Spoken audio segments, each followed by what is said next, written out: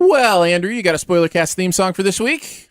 'Cause I'm leaving on the Avalon. Don't know when I'll wake up again. Nice! Hey, there we go. Very nice. It is the Spoiler Cast. We're going to talk Passengers. The theme song different every single week because we don't want to give anything away. Chris Pratt, Jennifer Lawrence. If you want to know our general thoughts, feel free to listen to the other part of the podcast. But this is just for spoilers. So first, right off the bat, the main thing that you didn't realize until you went and saw the movie, or that you shouldn't have, is that Chris Pratt wakes up first. Yeah. And not at the same time as Jennifer Lawrence. A year and some odd weeks before her. And that's the movie that you seemed to like the best, was him alone. That was going to be such a good movie. Yeah. Like, if you would have had... But where's it go from there? So, you have him... There is a problem with the ship. So it's the same idea, have to save the ship, and that but it's just you. He is an unsung hero. He is the one that has to grow old, and he does die, but nobody knows the sacrifice he made. But it is him that makes the sacrifice. And just to make it like Moon, have Arthur, Michael Sheen's character, be the Kevin Spacey, right, following robot, around and helping him out.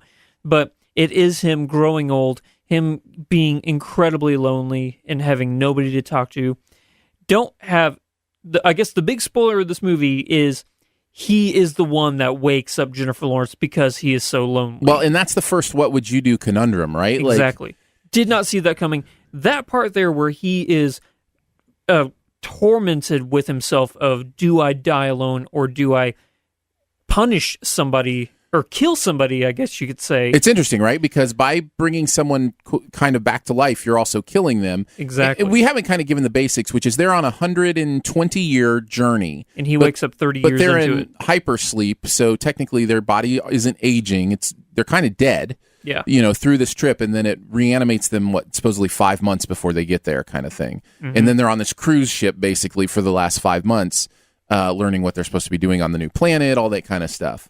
Well, because of this giant asteroid field, where a gigantic asteroid gets through their shield, which I thought that shield was pretty cool, by the way. Yeah. I thought the whole ship was actually pretty cool. Yeah. The way it worked and everything.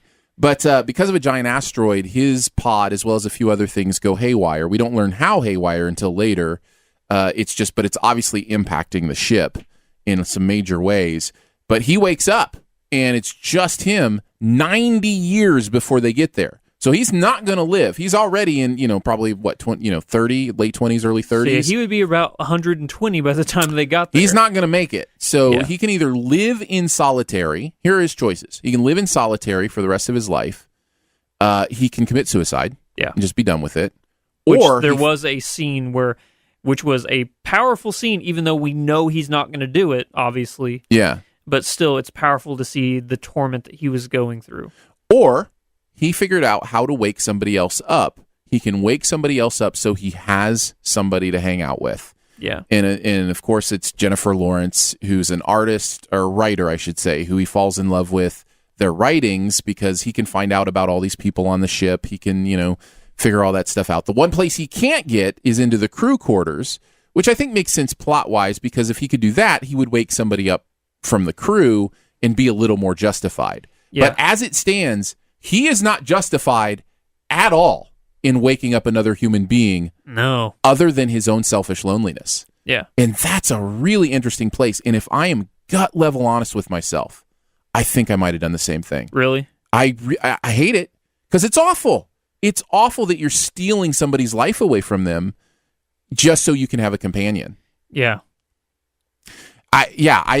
When I finally landed, I think that's where I land. But you never really know until you're in a situation. Exactly. I can't even mentally put myself there.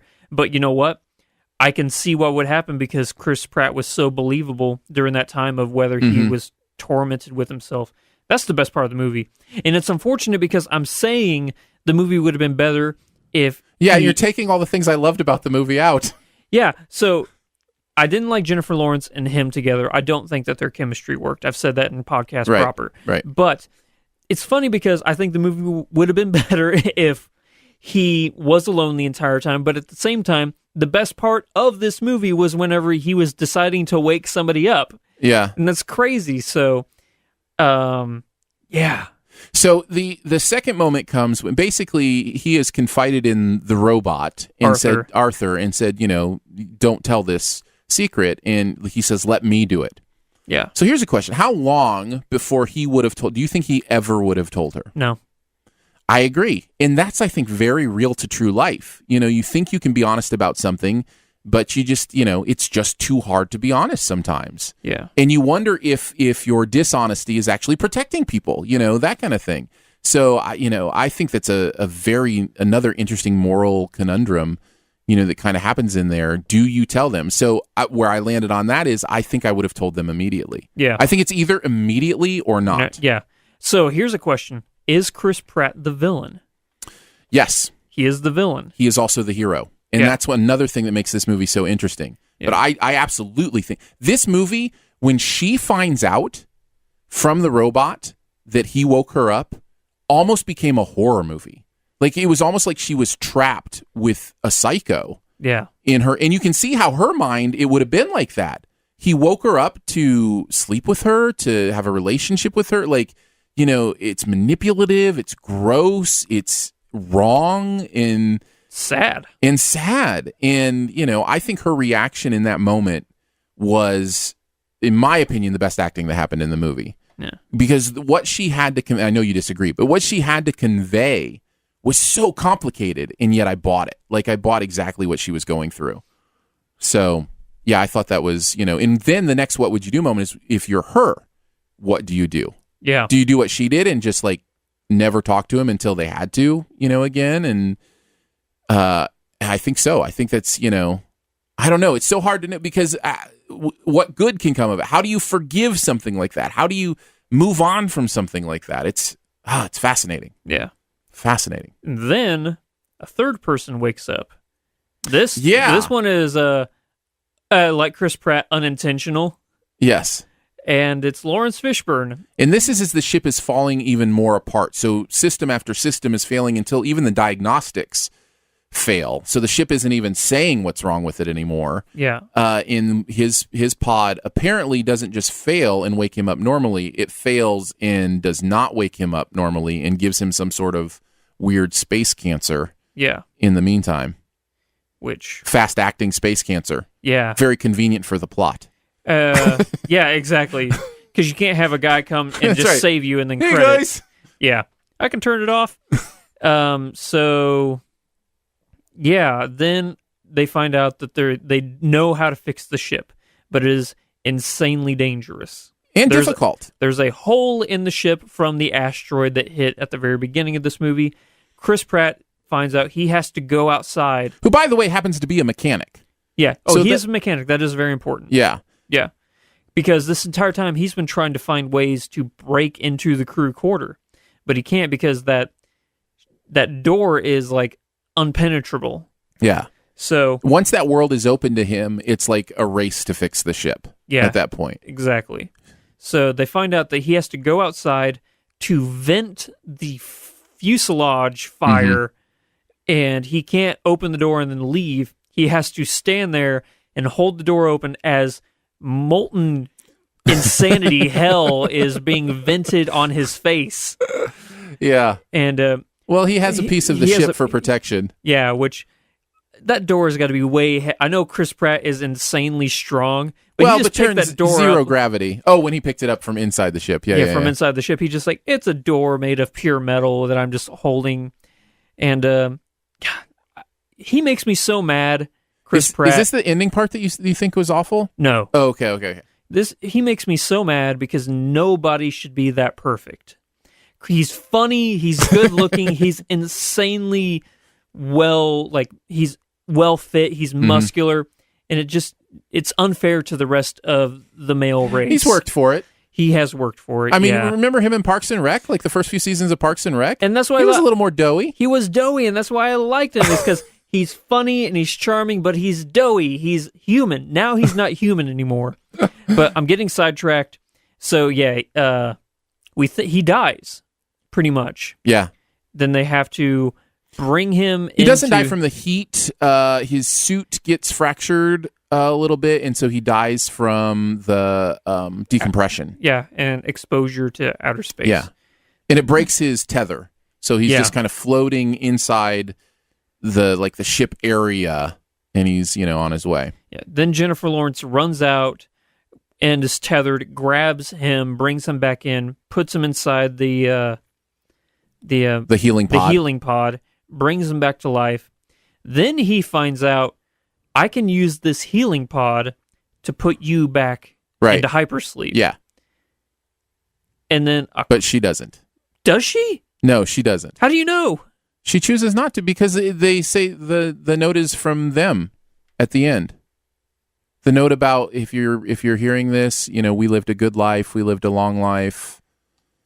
I don't remember that. Yeah. Because that was my main complaint. I didn't know what happened to them. Oh, no, she chooses not to go in it. They choose to live a life together on the ship. Okay. So, yeah. That was my main complaint about the ending is I didn't know what happened. It just kind of I don't rushed think that was hidden. I think next time you watch it, I think it'll be pretty obvious to you. Okay. And then you have Garcia, what's his name? The captain? Yeah, okay, this is what wasted character. Yeah, this is what I wanted to talk about. Okay, so there's two possibilities here. Number one, Andy Garcia had a bigger role in the original script or something when he was cast. He doesn't even have a word, does he? He opens the door, you see him for 2 seconds, like, how much did it cost you to pay Andy Garcia for 2 seconds? Either he had a larger role initially and it was cut out, yeah, or they're setting up some sort of sequel. Those are the only two possibilities. I cannot imagine you actually cast Andy Garcia for 2 seconds of screen time where he doesn't say a word. Exactly. No way. No possible way. I'm flabbergasted. Yeah, I need to figure out that mystery. Yeah. Somebody certainly has done the research online. Certainly somebody knows why that happened. But that's what I wanted to talk about. Because I was Garcia. Andy Garcia, what? That could have been literally a mannequin. Yeah, exactly. It didn't have to even be anything. Yeah, so earlier on in the movie, Chris Pratt plants a tree in the middle of the ship. Yeah. It's just a little 9-foot fern. Well, because Jennifer Lawrence had talked about being stuck in a, like a metal mall, kind of thing where there's no real life to it. Yeah. And then whenever the ship finally gets to Homestead 2, which is the planet that they're heading to for a new colony of humans, Andy Garcia opens up the ship 90 years later, and the small fern has grown into a massive jungle in the middle of the ship. My understanding is that they cultivated that. It didn't. The tree hadn't grown into a jungle. They actually, because you also see a robot carrying fruit. Oh, really? Yeah. They had created this ecosystem in here to live in a more natural environment. Maybe I'm going to have to watch this movie again because that was my main. That's the only thing that kept me from liking this movie. Is I hated that ending so much because I felt there was no conclusion. Yeah. There was no wrap up to anything. I did not feel that at all. Yeah. Okay. Maybe to me, it was a testament. See, what was so interesting, too, about their choices, and this is the other what would you do moment, where she has this choice, do I go back to sleep or do I stay with you? Yeah. In the end, what's really interesting to me, one of the things that's really interesting to me, is she made the same choice as him by bringing him back to life, for one, and then because she realized in that moment when he died, what it meant that she was going to be alone for 90 years. And all of a sudden, she's in his position where I can't let him die. Yeah. And so she is now bringing him to life like he brought her to life. It's really interesting. And then, of course, the final choice of, do I stay with you? Or stay or should I go exactly. Now? So, and it all takes place in these kind of very similar pods. The healing pod is a lot like the pod that they were in hypersleep in. And so, there's some kind of interesting metaphorical things there and some, or at least thematic things that kind of happen in their lives. So yeah, I think that was the only way she was able to find forgiveness is to realize what it meant to be alone on that ship for the rest of her life. You're convincing me now that this movie is actually better than I thought. I don't know. I liked it. No, honestly, that was my main holdup with this film is I hated that ending so much, but now that you're explaining it to me, something I must have missed. Yeah. Because I thought it was just they were in the pool looking out, and they said, what a great life, and then Andy Garcia pops up out of nowhere, and then the movie ends. I'm like, well, wait, what? Did they decide to stay together? Did he put her back in the pod? I'm like, I need to know what happened. Yeah, I don't think it's a mystery. I think she stayed with him, and because that was her writing at the end, talking about the life that they lived, and Yeah, you're right. Okay. Yeah.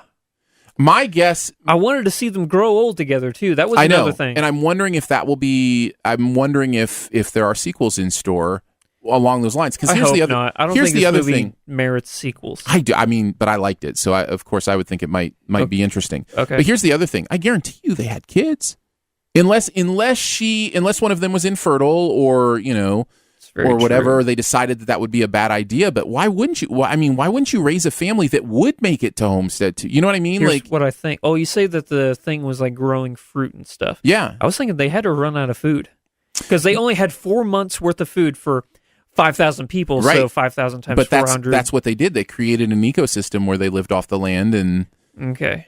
Yeah. and did that. So yeah, because you see one of the robots, he's got a basket full of like apples, and he's coming around the corner, and So yeah, they would have had to have had kids and stuff then. yeah, you would think so. Yeah. You would think so. I don't know. I found a lot of that stuff interesting to think about. So Yeah. Aaron. Yeah. it wasn't necessarily my goal to turn you around, but I'm glad that maybe you might enjoy it more I the next like time. this movie. Good. Didn't really like it. Didn't love it. I guess I'm But now leaning- you'll like it. I'm more from okay to I liked it. So Yeah. Well, good. I had a good time. Well, there you go. There's the spoil. Anything else you wanted to mention specifically from the movie? no, I'm good. All right. We'll catch you next time. I think we're going to do a best of the year episode for next week. And then we'll be back in 2017 to talk more movies and pop culture. And Ooh, we should mention for next week, I'm going to be posting a video about this on Flick Freaks, an AMA. yeah. Sure. So I'm going to be posting a video on Flick Freaks. If you guys have any questions for us at all, please make them like movie related. Like I what's don't our care. Whatever.